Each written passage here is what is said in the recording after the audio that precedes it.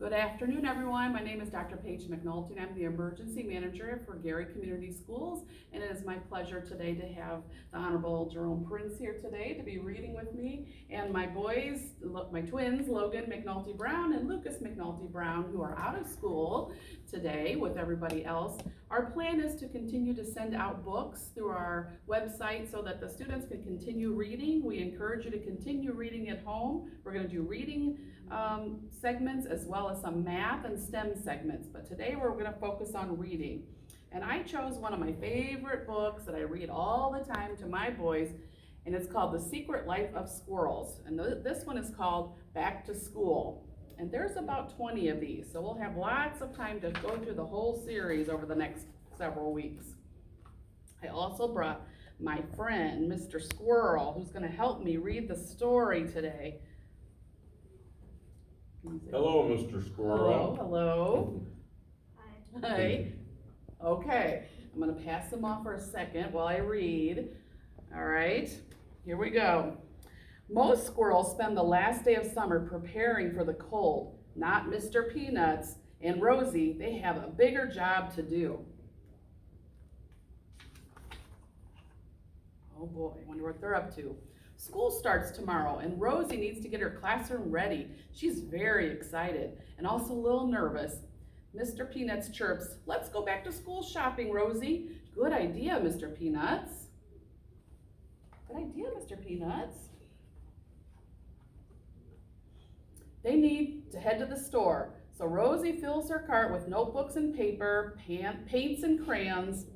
"I love buying school supplies," she tells Mr. Peanuts. It's just as much fun as gathering nuts."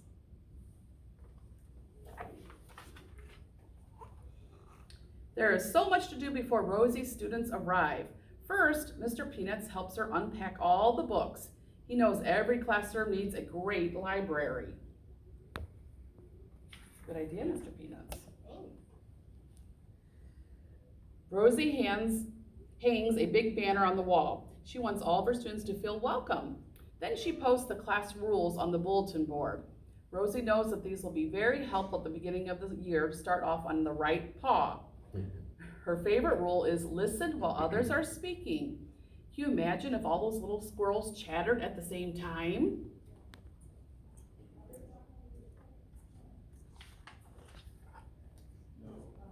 Mr. Peanuts is outside helping clean the field when he spots some sports equipment.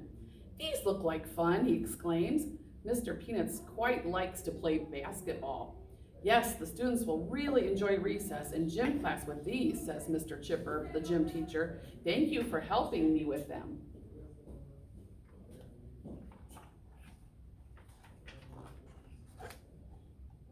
Mr. Peanuts goes back inside to find Rosie helping organize craft supplies.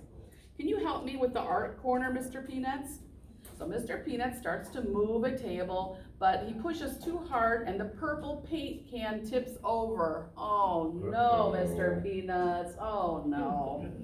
"Not to worry," Rosie says, smiling. "Accidents happen." Rosie's a very kind teacher, and she'll always make sure that there's lots of paper towels. Good idea. Have you ever spilled the paint? Yeah. I did last night. Did you? I did.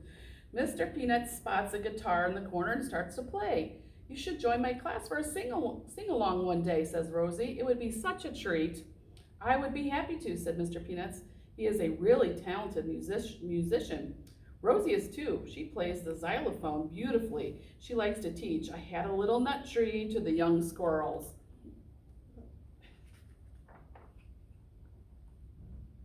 After all the work, their stomachs are grumbling. "Time for lunch." Mr. Peanuts and Rosie head outside to find a picnic table in a nice shady spot.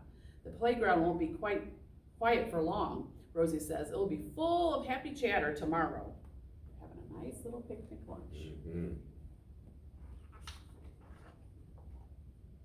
After lunch, Mr. Peanut says, "I'm going to drive the bus route, so I better practice." He makes double sure he knows where all the new students live. "Wait, Mr. Peanuts, that's not how you steer the bus. Is that how you watch for traffic?" "Oh no, what's he doing up there?" What are you doing, Mr. Peanuts? That's not how you drive the bus. Silly squirrel. Meanwhile, Rosie tidies up the community garden.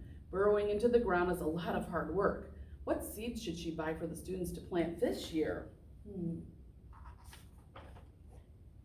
Rosie gets back to rearranging her classroom and unpacking boxes. She finds her first aid kit and an extra box of bandages and stores them in the closet. These will come in handy if someone gets their tail in a knot, she thinks.